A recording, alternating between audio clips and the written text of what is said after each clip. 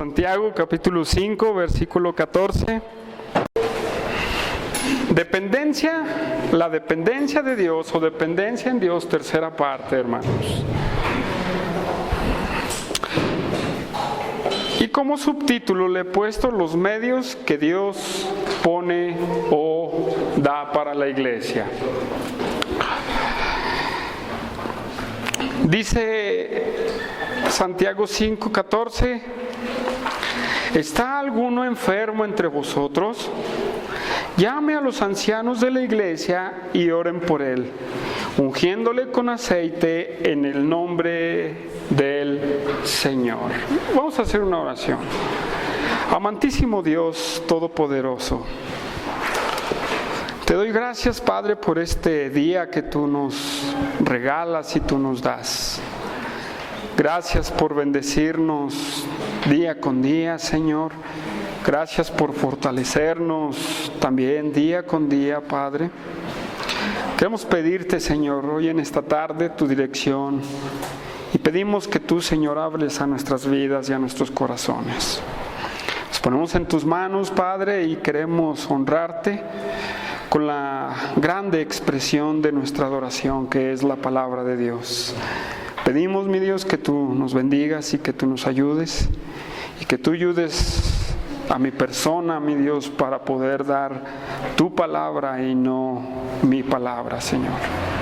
Pedimos en esta tarde, Señor, todos seamos edificados y todos podamos aprender, Señor, de lo que tú, Señor, tienes para nosotros hoy día. En el nombre poderoso de nuestro Señor Jesucristo. Amén y amén. Los medios que Dios dispone. Hermanos, cuando hablamos de enfermedad hoy en día, hablamos de algo que no es novedad, que no es algo nuevo. ¿Por qué no es algo nuevo hablar de enfermedad? Porque siempre ha habido enfermedades y es más, vivimos en un mundo enfermo. Vivimos en un mundo que está enfermo, hermanos. Y Santiago nos habla en el versículo 14, ¿está alguno enfermo entre vosotros? En forma de pregunta. Hermanos, pongamos mucha atención en la pregunta de Santiago, porque le está hablando a la congregación. ¿Sí? Le está hablando completamente a la congregación, no le está hablando a personas del mundo. ¿Por qué? Porque está enfermo alguno de vosotros o entre vosotros. ¿Qué está diciendo? Entre ustedes, cristianos, ¿hay alguien que esté enfermo? Punto número 1, hermanos. ¿Enfermos en la iglesia? Hoy en día, hermanos, se predica que el Hijo de Dios no se puede enfermar. Hoy en día se dice y se afirma que el siervo de Dios no se puede enfermar. Pero la realidad es que sí se puede enfermar. Santiago dice, vamos a meternos al versículo y después vamos a lo demás. ¿Está alguno enfermo? Esta palabra enfermo en el griego, hermanos, es muy importante. Es un término griego que significa estar débil, carecer de fuerzas y estar necesitado. Nada que ver con una enfermedad, ¿verdad? ¿O sí? Bueno, vamos a verlo, ¿verdad? Esta palabra, hermanos, es muy importante porque aquí en Santiago se traduce una palabra que Jesucristo usó muchas veces. El apóstol Pablo la usó también para describir una persona que está débil, una persona que no tiene fuerzas. una persona que está en necesidad, pero también para describir una persona que está enfermo. Ahora la pregunta es, ¿una enfermedad en una persona qué provoca? Que esté débil. Una enfermedad provoca debilidad en el ser humano, ¿sí o no? Claro que sí. Yo puedo dar el ejemplo, en esta semana estuve como 2 días y medio enfermo y estuve débil, hermanos. La mera verdad, no quería ni mover la mano, así con eso se los digo. Eso provoca la enfermedad. Sí, hermanos. Entonces, Santiago nos habla tanto a los que están enfermos, ¿verdad?, como también a los que están débiles. ¿Por qué otra razón el cristiano puede estar débil?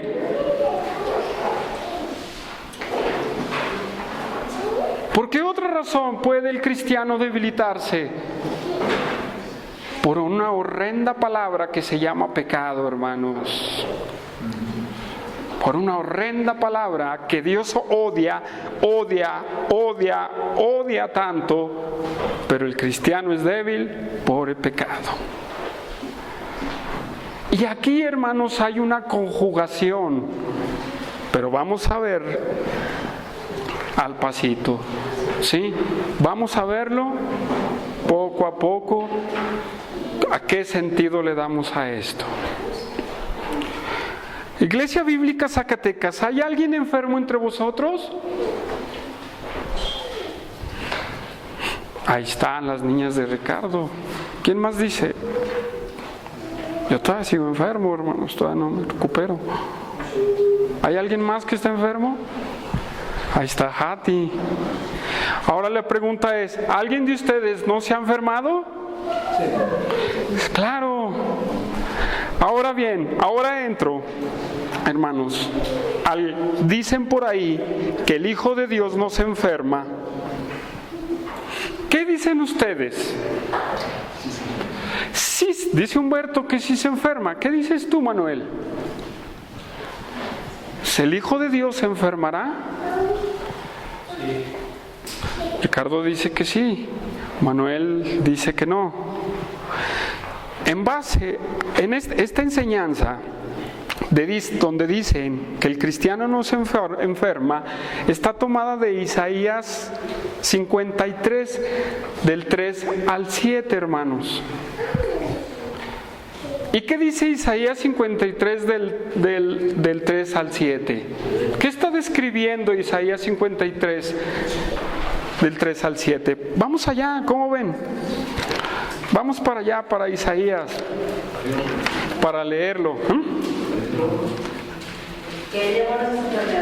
Ok, ¿qué más dice? Llevó nuestros dolores. ¿Qué más? Ok, vamos a leerlo. Dice, versículo 3, despreciado y desechado entre los hombres, varón de dolores, experimentado en quebranto, y como que escondimos de él el rostro, fue menospreciado y no lo estimamos. Ciertamente él llevó nuestras enfermedades y sufrió nuestros dolores. Y si nos paramos ahí, ¿qué podemos decir? Entonces yo no me puedo enfermar, porque el pasaje de Isaías 53 está hablando del Mesías. Entonces él dice, Isaías dice que el Mesías llevó nuestros dolores y nuestras enfermedades. Y si nos detenemos ahí, ¿qué les parece? ¿Apoyamos la idea de que el cristiano no se enferma? Tal vez la podemos respaldar hasta ahí. Sí, ¿no? Pero Para desgracia de muchos, hay más textos más adelante que dice: y nosotros le tuvimos por azotado, por herido de Dios y abatido. Mas herido fue por nuestras rebeliones, molido por nuestros pecados, y el castigo de nuestra paz fue sobre él. Y por su llaga fuimos nosotros curados. Todos nosotros nos descarriamos como ovejas, cada cual se apartó por su camino, mas Jehová cargó en él el pecado de todos nosotros. Entonces, ¿qué está diciendo Isaías? ¿Cuáles son esas enfermedades y esas dolencias? Los pecados, hermanos. El versículo 7, a que aprendan hermenéutica, le da el sentido a todo lo que dice anteriormente, hermanos. ¿Sí? Entonces, eliminamos esta enseñanza que dicen que el cristiano no se enferma. Yo cuando escuché esta enseñanza me quedé pensando, ¿será verdad o será mentira? Hace mucho tiempo, por un tiempo la creí. Por un tiempo la creí. Yo decía, hay algo que no encaja en esta enseñanza. Y un pastor de sana doctrina, es de sana doctrina, cree esto. Y yo decía, bueno, a ver, vamos a ver qué es lo que pasa. Porque mi experiencia no era lo que se afirma. Me acordaba de Humberto, cuando estabas enfermo, ¿te acuerdas? En la iglesia en la que estábamos, mi suegro estuvo enfermo, es hijo de Dios. Muchos hijos de Dios han estado enfermos, ¿verdad? Pero yo la creía mucho más antes, hermano. Yo entendía y decía, pero yo después empecé a entender y a buscar y me di cuenta de que no era de esa manera. Porque si en realidad el cristiano no se enferma, yo no me hubiera enfermado. ¿O ustedes creen que yo no soy un hijo de Dios?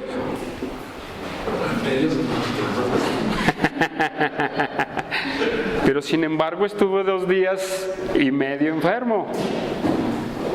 Entonces mi experiencia me decía, hay algo que no encaja con esta enseñanza. Y en realidad, hermano, no se deje apantallar por la palabrería de muchos, ¿sí? En realidad, si usted se enferma, no se preocupe, ¿verdad? No pierde su salvación. Donaldo, si te enfermas, no pierdes tu salvación, Ahora bien, ¿cuál será la causa de las enfermedades? Isaías dice que es el pecado, hermanos. ¿Qué opinan ustedes? Pero también, hermanos, podemos ver que vivimos en un mundo contaminado.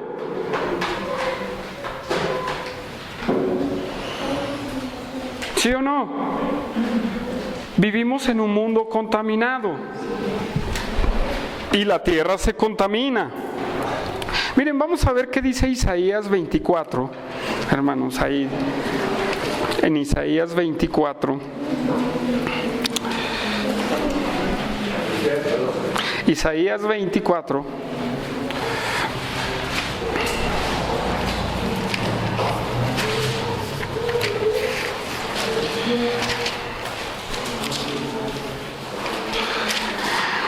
Isaías 24 dice de la siguiente manera: he aquí que Jehová vacía la tierra y la desnuda, y trastorna su faz, y hace esparcir a sus moradores.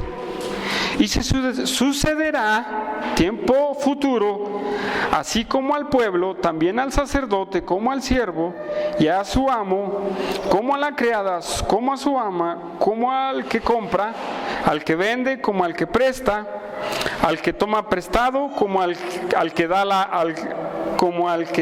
al ogro, así al que lo recibe.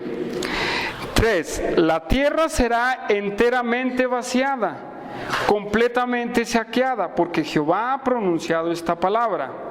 Se destruyó, cayó la tierra, enfermó, cayó el mundo, enfermaron los pueblos de la tierra, y la tierra se contaminó bajo sus moradores, que traspasaron las leyes, falsearon el derecho, quebrantaron el pacto sempiterno.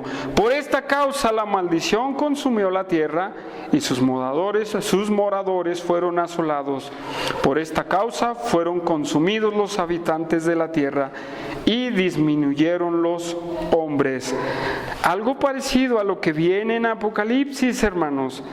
Pero el sentido de esto es que la tierra está enferma, está contaminada, hermanos.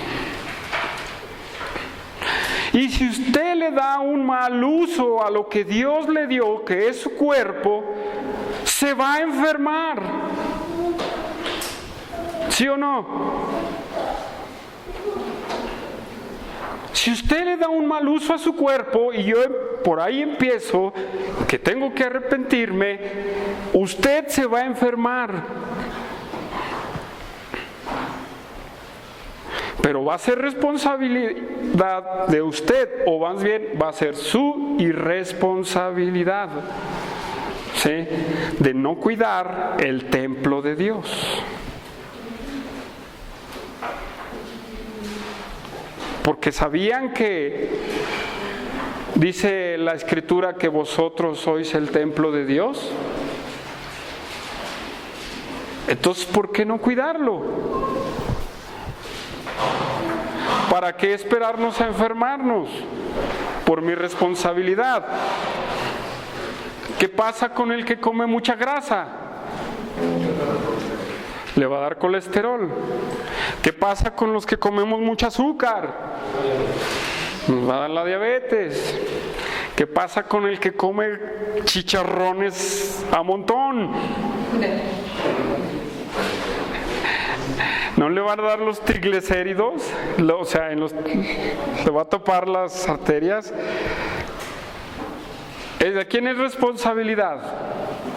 ¿Qué le pasa al que toma mucho refresco? Estoy hablando de mí, hermanos, ¿Qué le pasa? Gastritis, descalcificación en los huesos, riñón, exactamente, y todo ese tipo de complicaciones. ¿Todo por qué? Por el mal uso que Dios de su cuerpo, hermano. ¿Sí? Pero usted debe de ser equilibrado, ¿sí? También debemos de ser equilibrados. ¿Por qué? Porque todo es bueno, hermanos. ¿Sí? Todo es bueno. Solamente usted tiene que aprender a equilibrarse. ¿Sí, hermanos? ¿Están de acuerdo conmigo o no? Bueno, nomás escuché una vez. Acá Manuel, no sé. Pero, hermanos, pónganse muy listos, Ahora bien, ¿qué más causa la enfermedad? Hermanos, ya lo dijimos, y es el pecado. Es el pecado principalmente también el que causa la enfermedad. Vamos a Isaías 1, hermanos, y vamos a qué dice Isaías 1. Y dice Isaías 1, visión de Isaías, hijo de Amos, la cual vio acerca de Judá y Jerusalén en los días de Usías, Jotam, Acaz, Ezequías, rey de Judá. Oíd cielos y escuchad tu tierra, porque habla Jehová, crié hijos y los engrandecí, y ellos se rebelaron contra mí. El buey conoce a su dueño, el asno el pesebre de su señor. Israel no entiende, mi pueblo no tiene conocimiento. Oh gente pecadora, pueblo cargado de maldad, generación de malignos, hijos depravados, dejaron a Jehová, provocaron a ira al Santo de Israel, se volvieron atrás. ¿Por qué querréis ser castigados aún? ¿Todavía os rebeláis? Toda cabeza está enferma y todo corazón doliente, desde la planta del pie hasta la cabeza, y no hay en él cosa sana, sino herida, hinchazón y podrida llaga. No están curadas, ni vendadas, ni suavizadas con aceite. ¿De qué está hablando Isaías? Pues ya lo vimos, el pecado, hermanos, ha sido el causante de muchas enfermedades, ¿sí? Que nos atoran a nosotros. El SIDA, ¿cuál es la causa del SIDA y la propagación? ¿No es la inmoralidad sexual? Es pecado. ¿Qué otra enfermedad se les ocurre? Las enfermedades venéreas, hermanos, por inmoralidad sexual. Cirrosis, sífilis, herpes, etcétera, etcétera. ¿Verdad? Y todos son por causa de la inmoralidad sexual. Y todas las enfermedades han sido introducidas por el pecado. Ahora bien, entendiendo que el cristiano sí se enferma, entendiendo que el mal uso del cuerpo, el mal uso o el maltrato del cuerpo, y que el pecado es el causante de las enfermedades, hermanos, a la iglesia, ¿de qué más puede? Más bien, recapitulo. ¿Por qué otra manera se enferman los miembros de las iglesias?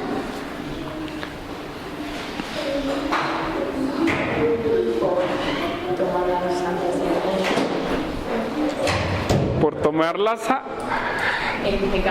Exactamente. Y Heather le dio al clavo. En 1 Corintios 11:30, vamos a 1 Corintios 11:30.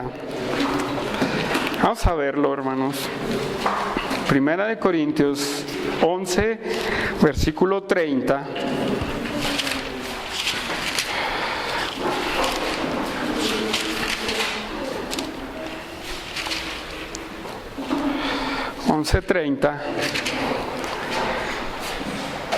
Cuando un cristiano se enferma también, hermanos, es por disciplina de Dios. Óigalo bien, es por disciplina de Dios. Dice, voy a leer desde el 27. De manera que cualquiera que comiere este pan o bebiere esta copa del Señor indignamente, será culpado del cuerpo y de la sangre del Señor. Por tanto, pruébese cada uno a sí mismo y coma así del pan y beba de la copa. Porque el que come y bebe indignamente, sin discernir el cuerpo del Señor, juicio come y bebe para sí. Por lo cual hay muchos enfermos, esa es una palabra, y debilitados, esa es la palabra que usa Santiago en el capítulo 5. Entre vosotros y muchos duermen. Si pues nos examinemos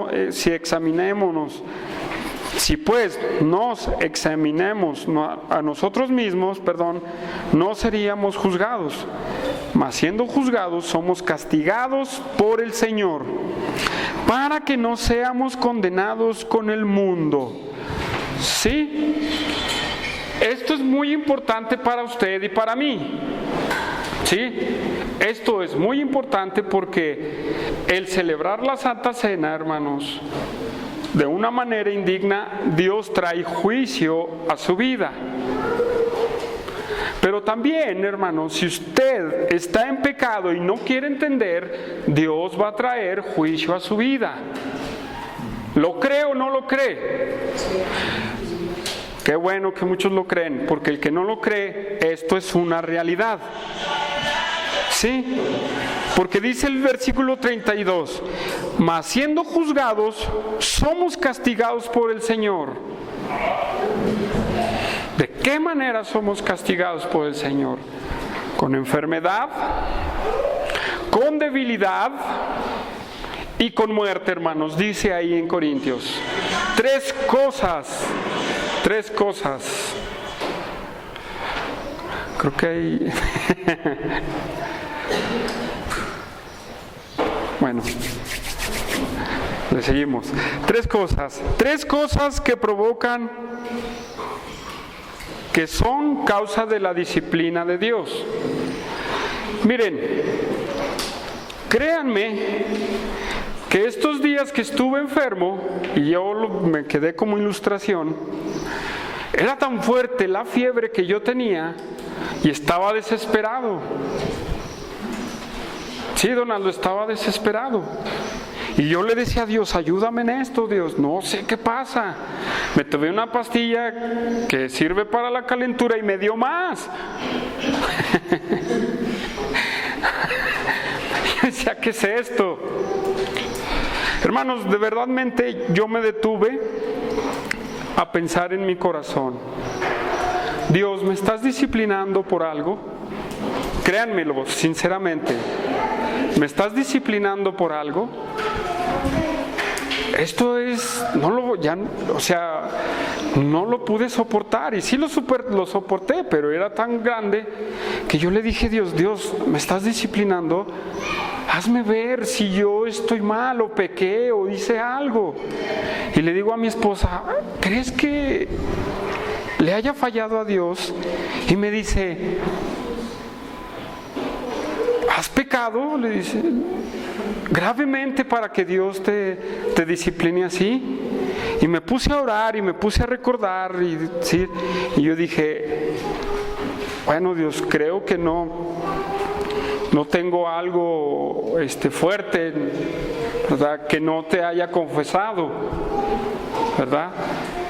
Creo que no hay un pecado fuerte que no te haya confesado, Dios, ¿verdad? Pero yo llegué a pensar eso, hermano. ¿Sí?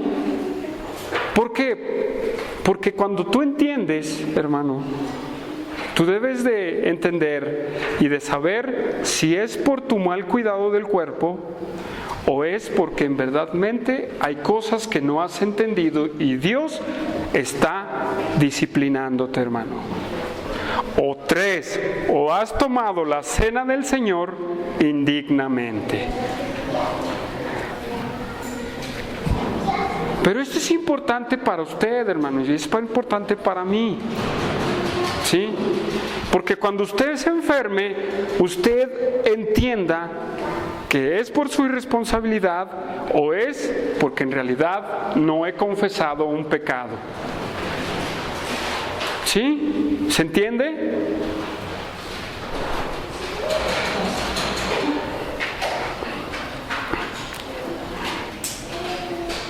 Entonces, lo que Santiago nos dice, hermanos, lo podemos ver en dos formas.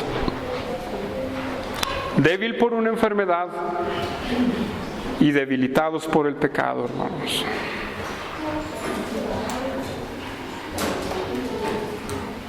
¿Se entendió, hermanos? ¿Sí? ¿Quedó claro?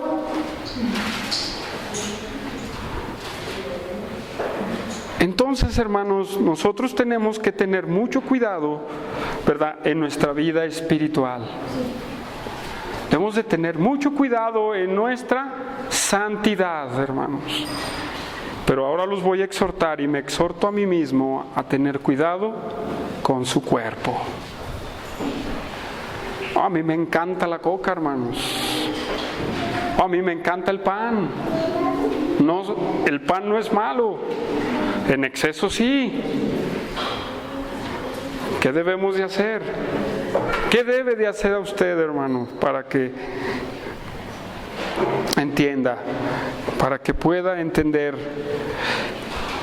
que es la responsabilidad de cada uno de nosotros? Ahora, cuando ya pasa algo que no está en tus manos, bueno, pues ni modo, ¿verdad? Ya este mundo contaminado ya nos alcanzó, ¿verdad? Como podemos ver el ébola, podemos ver ¿cómo dicen? La influenza, ¿verdad? Que la influenza H1N1, ¿cómo es? Sí, que es contagiosa. ¿Qué otra enfermedad es contagiosa que el ser humano no puede evitar? Y que no es por el pecado, hermano, ni por el mal uso de su cuerpo. ¿Una gripa? Sí, ¿no? Una gripa. ¿Un dolor de estómago? ¿Verdad? Entonces, hermano, todas estas enfermedades virales, hermanos, ¿verdad? Estas enfermedades virales no las podemos evitar, ¿verdad? Pero sí podemos evitar algo más fuerte, hermanos. Sí, algo mucho más fuerte. Entonces, hermanos, entendiendo esto, dice Santiago, después de su pregunta, nos dice qué tenemos que hacer en el lugar de la enfermedad. Dice Santiago, llame a los ancianos de la iglesia, ¿sí? Y oren por él, ungiéndole con aceite en el nombre del Señor. Esta palabra ancianos, presbíteros, que es lo mismo que pastor, obispo y ancianos, son los mismos. Pero fíjense que en el tiempo de Santiago, vamos a ubicarnos en el contexto de Santiago, esto era muy común. Ahora en nuestros tiempos no es común. En la iglesia de aquel tiempo, los hermanos le hablaban a los ancianos. En nuestros tiempos le llamamos pero al médico, ¿verdad? Y en los tiempos de Santiago eran los ancianos más el remedio casero, ¿verdad? Y ahora en nuestros tiempos es el doctor y ni siquiera llamamos a alguien para que ore por nosotros. ¿Verdad que sí? Hermanos, ¿será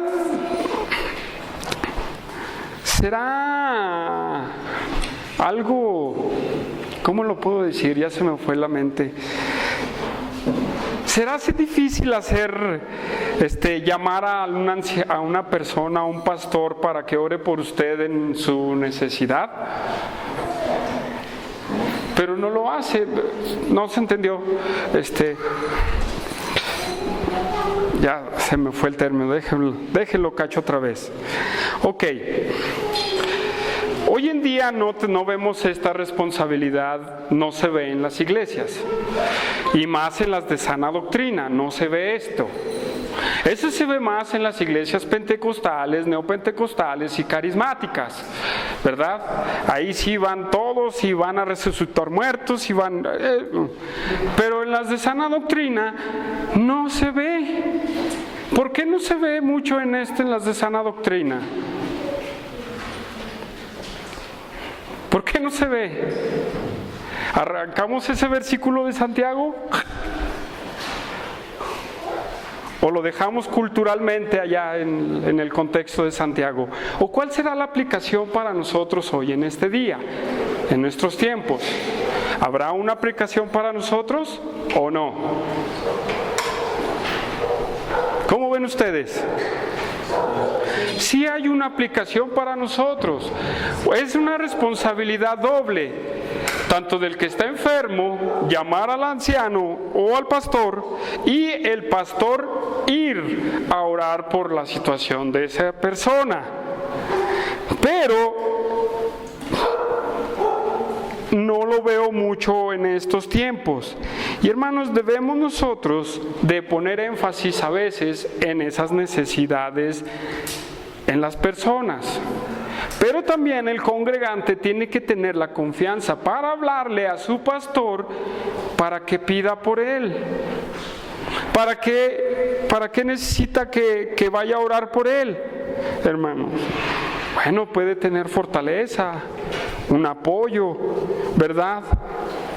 Y hermanos, tenemos que ponerlo, está bien ir al doctor, o si ya te la sabes para las enfermedades, con tus remedios, pues que así como nuestra hermana Heather, ¿verdad? Que ya sabe qué darle a sus hijos cuando se enferman, ¿verdad? ¿Verdad? Pero quien no. William Barclay, hermanos, habla de la iglesia primitiva. Y él dice en su comentario que la iglesia primitiva era una iglesia que sanaba. O sea, en otras palabras, era una iglesia que se interesaba por las personas que estaban enfermas. Y él cita varios autores, hermanos, muchos autores, tanto del siglo II, es más, cita a Tertuliano a mediados del siglo III, aquí a Justino Mártir también lo cita, y cita a otra persona que se llama Tropacio, ¿verdad? Un cristiano que sanó a una persona, a un emperador romano. Él lo cita, ¿verdad? Y que lo salvó de la muerte y que lo tuvo hasta el día de su muerte ahí. Y hermanos, nosotros debemos de poner mucha atención en estas necesidades. ¿Por qué? Porque hay un buen ejemplo de nuestro Señor Jesucristo que nos exhorta tanto a usted como a nosotros a hacerlo. ¿Sí? Ahora, dice Santiago, llame a los ancianos de la iglesia. Pero yo digo que es una labor de toda la iglesia. ¿Sí? ¿Están de acuerdo conmigo? Es una labor de toda la iglesia. Fíjense cómo dice Mateo 25:36. Mateo 25:36.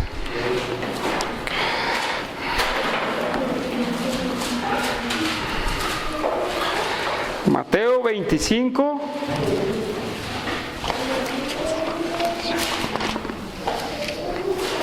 $36.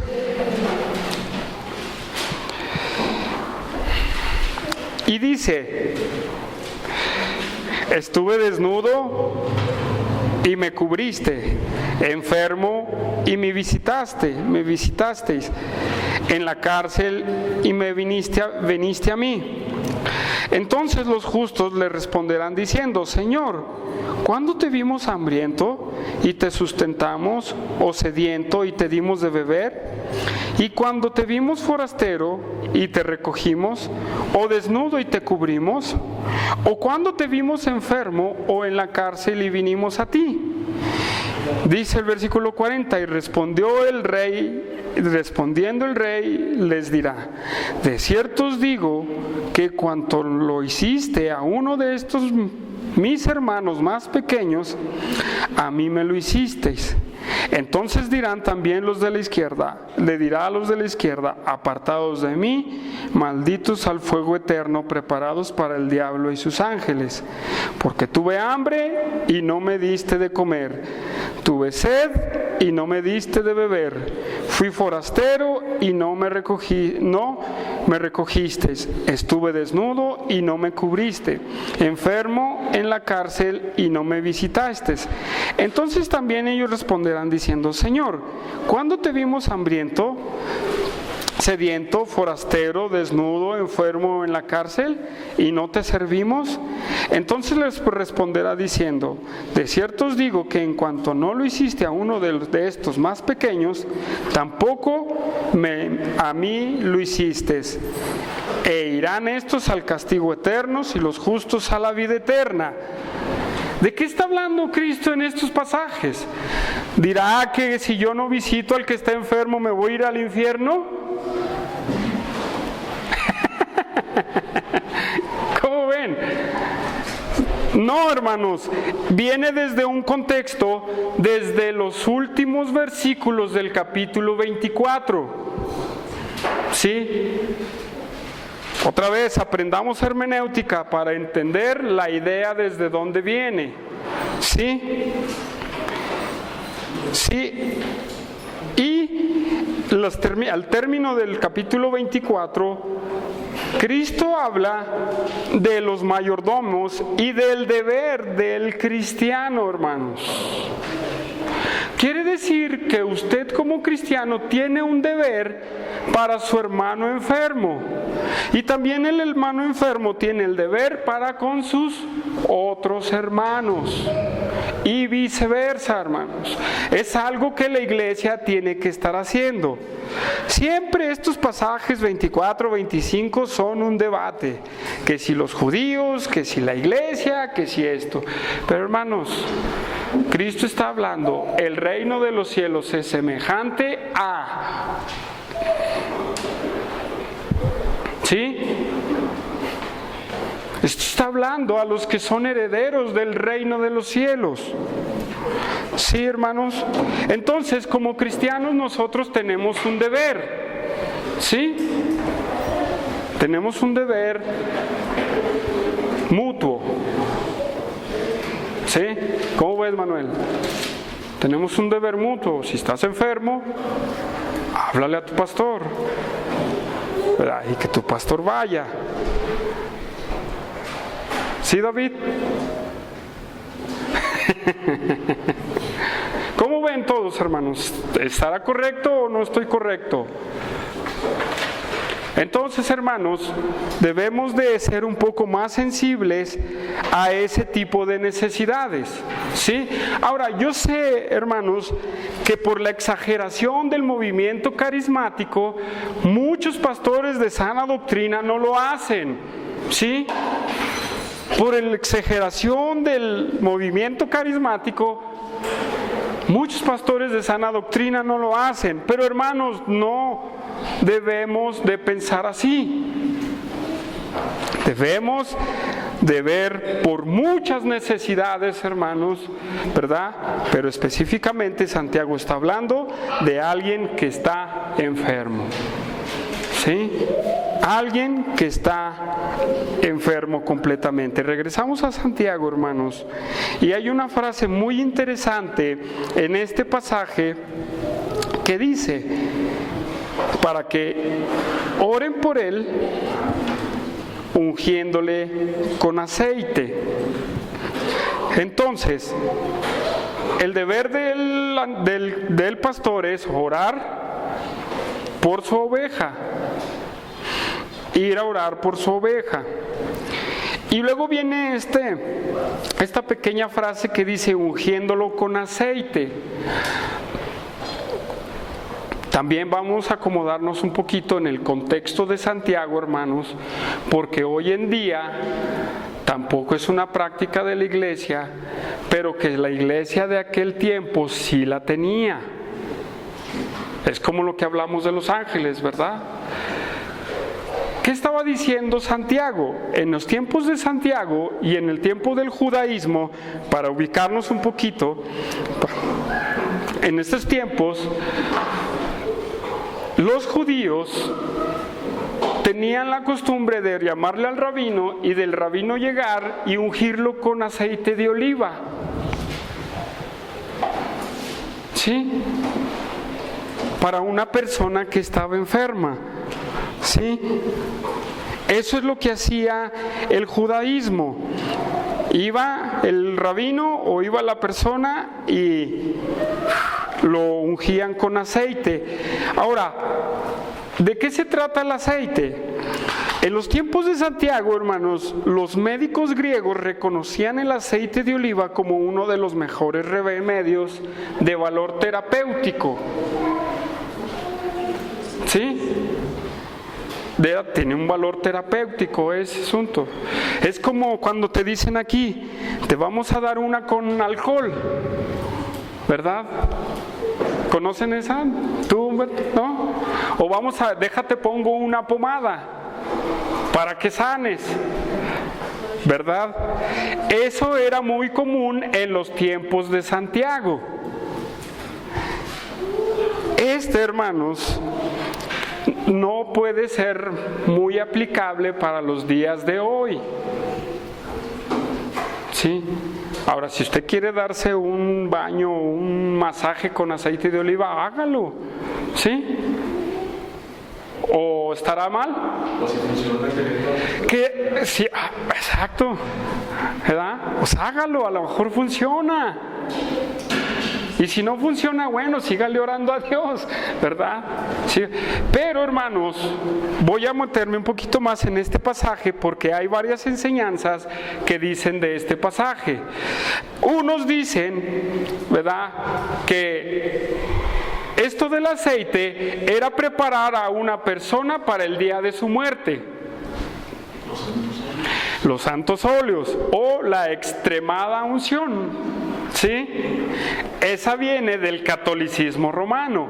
¿Por qué creen que cuando está una persona en una cama convaleciente, llaman al sacerdote para que le dé los santos óleos?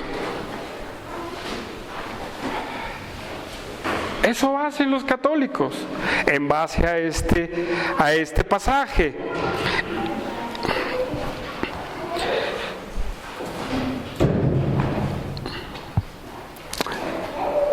Pero en el contexto de Santiago creo que no es lo correcto. ¿Por qué? Veamos, ungiéndole con aceite en el nombre del Señor, y el versículo 15 dice: y la oración de fe salvará al enfermo y el Señor le levantará. ¿Sí? No es el caso de una persona que está al borde de la muerte. Es el caso de una persona que está enfermo y que la oración de fe lo va a levantar, pero eso lo vamos a ver la semana que entra, hermanos. ¿Sí? Otra enseñanza que dicen es que cuando hablan de ungirlo con aceite, se está refiriendo a la unción del Espíritu Santo.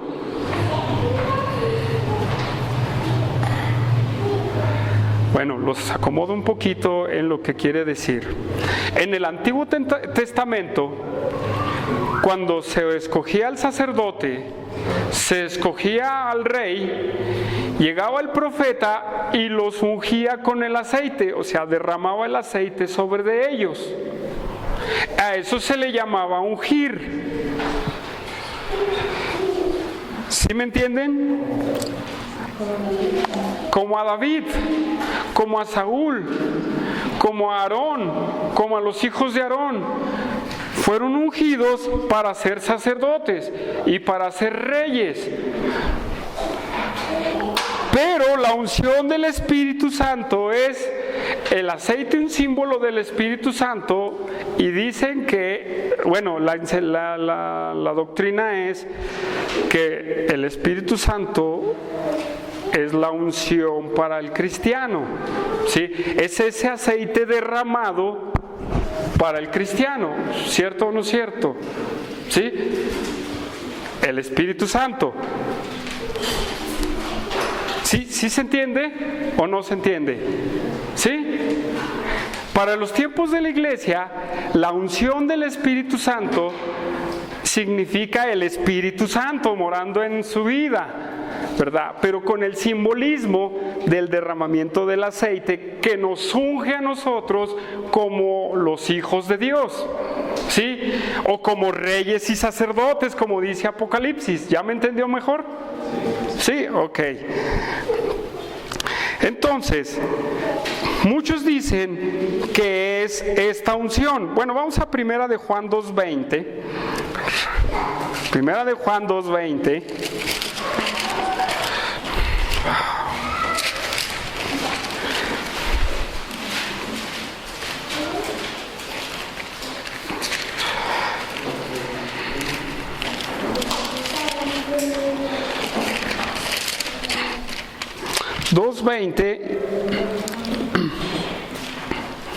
Y dice: pero vosotros tenéis la unción del Santo y conoces todas las cosas. No os he escrito como si ignorases la verdad, sino porque conoces la verdad, porque ninguna mentira procede de la verdad. ¿Sí? Entonces, el cristiano tiene la unción del Santo y ese es el simbolismo del Espíritu Santo. Pero los que dicen que es la unción del Espíritu Santo, podemos decir que no, porque el cristiano recibe solamente una unción, que es el Espíritu Santo en el momento de su nacimiento, de su nuevo nacimiento. ¿Sí? Ya no puede recibir dos unciones, ya tiene una nada más, que es el Espíritu Santo. ¿Sí? Entonces tampoco habla de la unción del Espíritu Santo, hermanos. ¿Sí? Está hablando de un ungento natural que servía como medicina, nada más. ¿Sí? Para que usted no se vaya con la finta con este tipo de enseñanzas. ¿Está de acuerdo conmigo? ¿Sí? Ok. Para que si le dicen, no, es que son los santos óleos, usted sepa responder conforme a la Biblia. O cuando le digan, no, es la unción del Espíritu Santo, decirle, no, nosotros más hemos recibido una unción y cuando creímos y nacimos de nuevo. ¿Sí? Ya no más. Este pasaje se refiere a algo medicinal, nada más. Nada más, no hay nada místico, no hay nada grandísimo. Ahora bien, vamos a la última parte, hermanos, porque yo creo el calor ya nos tiene sofocados y a mí más, por la sudadera que traigo. Pero otra de las partes de lo que el anciano hace es, ¿verdad?, usar ese ungento. Pero la oración tiene que ser en el nombre de Jesús. Y hermanos, esto es algo muy importante que no toqué cuando hablamos de la oración, porque Santiago, esta frase en el nombre del Señor, es una enseñanza que Santiago aprendió muy bien de nuestro Señor Jesucristo. Ahora bien, la palabra nombre que se usa aquí es para describir el carácter, autoridad o posición de una persona. Y la palabra Señor significa una persona que ejerce poder y tiene autoridad supremo, o tiene la mayor autoridad, o es controlador. Hermanos, ¿qué es esta enseñanza de en el nombre del Señor? Esta enseñanza es muy importante porque toda enseñanza se tiene que hacer en el nombre del Señor. ¿Sí?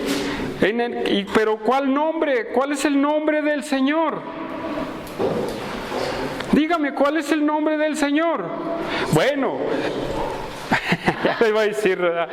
Bueno, Hechos 14, ¿verdad? O Hechos 12, dice que no hay un nombre bajo el cielo en el que podamos ser salvos, mas en el nombre de ¿quién? De Cristo Jesús. Filipenses dice que hay un nombre que es sobre todo nombre, ¿verdad? Y ese es el nombre de Jesucristo. ¿Sí? Pero esta autoridad, hermanos, ¿verdad? Esta autoridad se ve en Mateo 28, 18. ¿Por qué Cristo tiene esa autoridad? Porque es Dios, exactamente. Pero fíjese cómo dice Mateo 28. Vamos a Mateo 28 rápidamente. 28,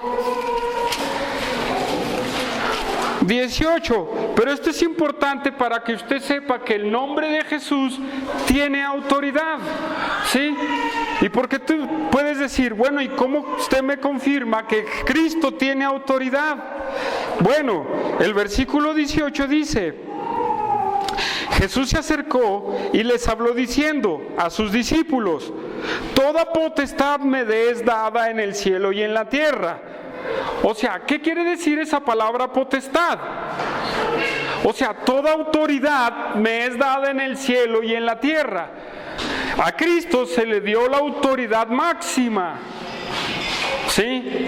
Cristo tiene autoridad máxima sobre su creación, sobre usted y sobre todo lo que hay en el mundo. ¿Sí? Entonces, hermanos, esta enseñanza de Santiago aparece en Juan 14:13. Vamos a Juan 14:13, hermanos. Rápidamente, Juan 14:13. Juan 14:13.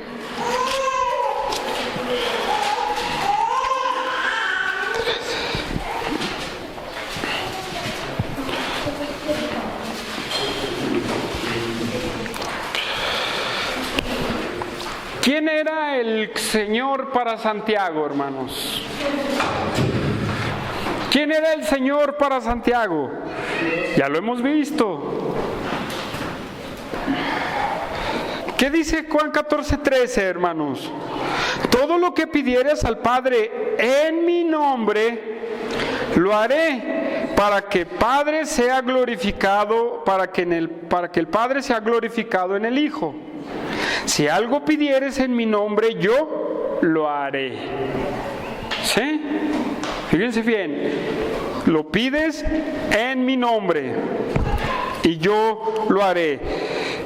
15:16, hermanos, capítulo 15, versículo 16.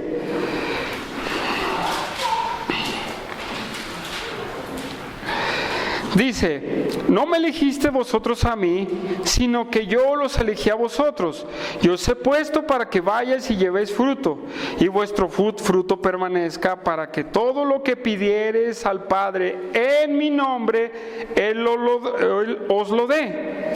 Esto os mando, que os améis unos a otros. Ahí está otra vez esa enseñanza. Juan 16:23. Juan 16:23. En aquel día no me preguntaréis nada. De cierto os digo que que todo cuanto pidiereis al Padre en mi nombre, os lo dará. Ahora nada habéis pedido en mi nombre. Pedid y recibís para que vuestro gozo sea cumplido. ¿Sí? Y el 16:26 dice, en aquel día pediréis en mi nombre. Sí, en aquel día pediréis en mi nombre, y no os digo que yo rogaré al Padre por vosotros, pues el Padre mismo os ama, porque vosotros me habéis amado, y habéis creído que yo salí de Dios. Salí del Padre y he venido al mundo, y otra vez dejo el mundo y voy al Padre. Hermanos, ¿cuál es la enseñanza para nosotros hoy en día? Todas sus oraciones, sus peticiones y todo lo que haga, hágalo siempre en el nombre de Jesús. ¿Sí? Siempre en el nombre de Jesús. Cuando yo pongo a orar a Sharon, no dice nada a ella, pero siempre se le oye amén. Pero ella no dice en el nombre de Jesús, amén. Porque no asimila su mente todavía en el nombre de Jesús, amén. Porque nosotros siempre oramos y terminamos de esta manera. Hermano, usted aprenda a orar a Dios en el nombre de Jesús, en cualquiera de sus necesidades, en sus enfermedades o en sus necesidades, ¿verdad? ¿Por qué en el nombre de Jesús? ¿Cuál es la pregunta? ¿Por qué en el nombre del Señor? Porque ese nombre tiene autoridad. Porque tiene una autoridad para usted. ¿Sí? Porque es algo importante que usted debe de entender. Y si no lo entiende, entiéndalo ahora.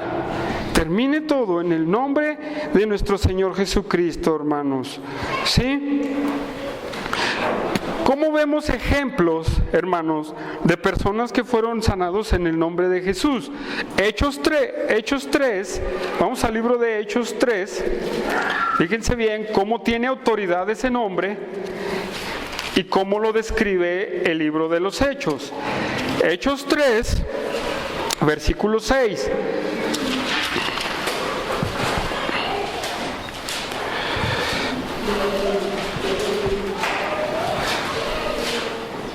Dice, habla de un cojo que está sentado en el templo. Voy a leer desde el versículo 3. Cuando vio a Pedro y a Juan que iban a entrar al templo, les rogaba que le diesen limosna. Pedro, con Juan fijando en él los ojos, le dijo, míranos. Entonces él estuvo atento, esperando recibir de ellos algo. Mas Pedro dijo, no tengo ni plata ni oro.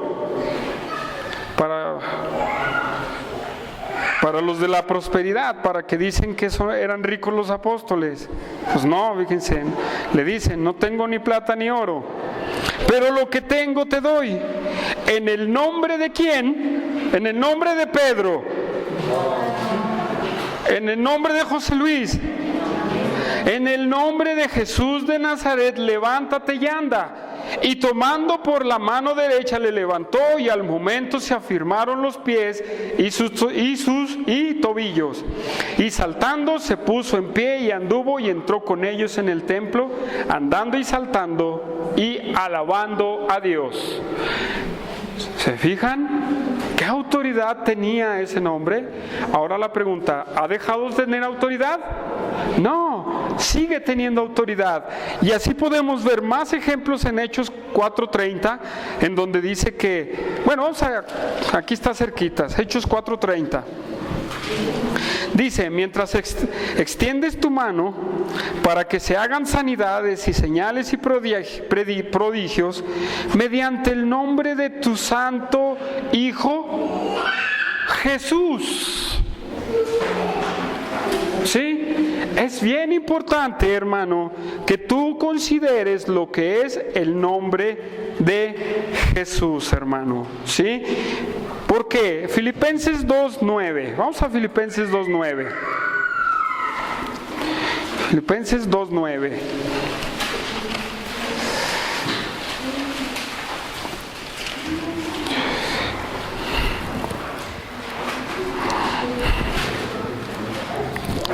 Filipenses 2:9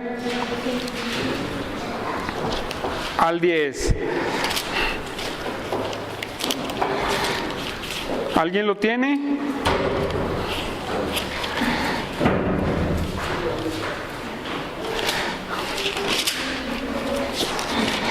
Filipenses 2:9 al 10. Aquí estoy ya.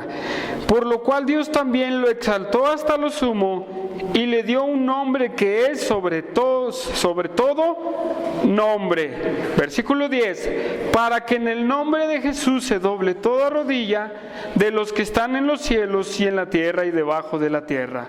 Y toda lengua confiese que Jesucristo es el Señor, para la gloria de Él. Hermanos, Efesios 1:19. Efesios 1:19.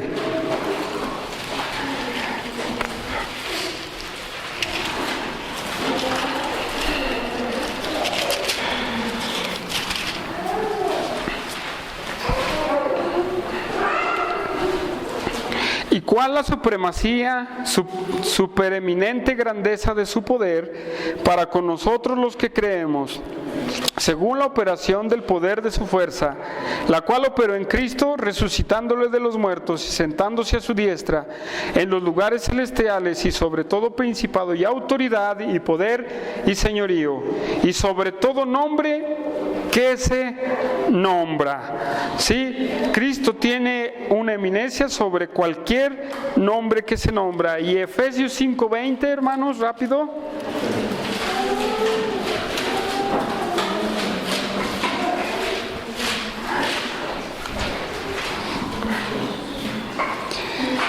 Dando siempre gracias a Dios, por todo al Dios y Padre, en el nombre de nuestro Señor Jesucristo, hermanos. Aprenda a orar en el nombre de Jesús, hermanos. ¿Sí? Ese nombre tiene poder. Ese nombre tiene autoridad.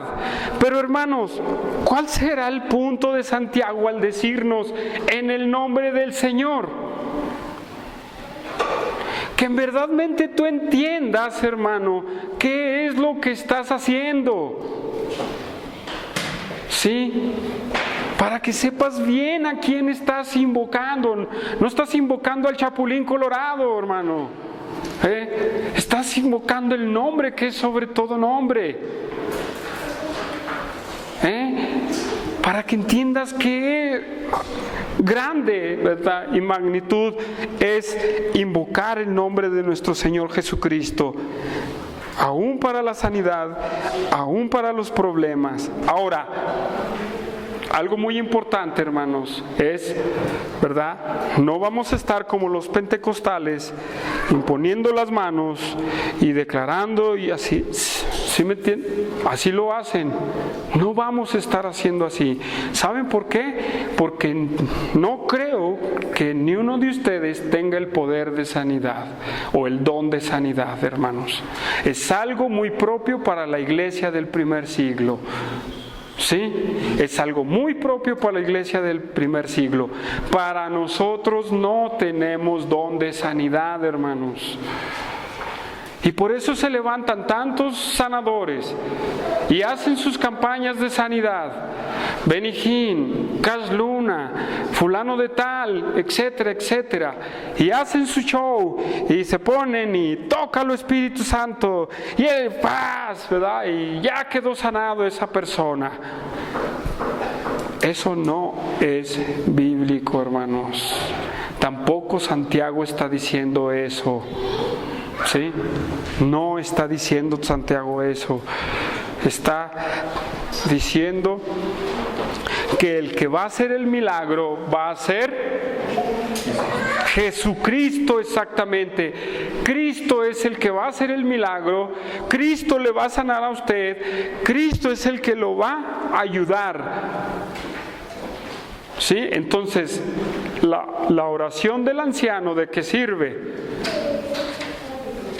¿Verdad? La pregunta es, entonces la oración del anciano, ¿de qué sirve? Si el Dios es el que lo va a sanar. Buena pregunta, ¿no? ¿Sí o no? ¿De qué sirve la oración del anciano? Pues hermanos, lo dejamos para la semana que entra, hermanos. Porque le seguimos con el mismo tema. Entonces, hermanos, el nombre de Jesús tiene autoridad para hacer cosas maravillosas. Y vamos a ver cómo lo hizo en el libro de los Hechos. Vamos a ver cómo lo hizo Jesús en su ministerio. Y vamos a ver de qué sirve la oración del anciano, hermanos. Pero usted debe de entender la necesidad de su congregante. Usted debe de entender su necesidad también de sanidad, de su desesperación en su enfermedad. ¿Sí, hermano? Debemos de poner énfasis en el cuidado de unos por los otros. Hermano, tenemos que poner énfasis en eso. No nos hagamos fríos, hermanos. No nos hagamos secos. Dejemos que Dios nos ministre a través de las necesidades de los demás. ¿Sí?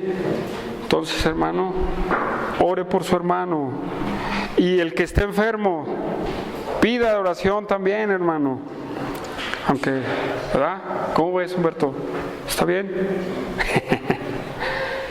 Pidamos oración por sanidad.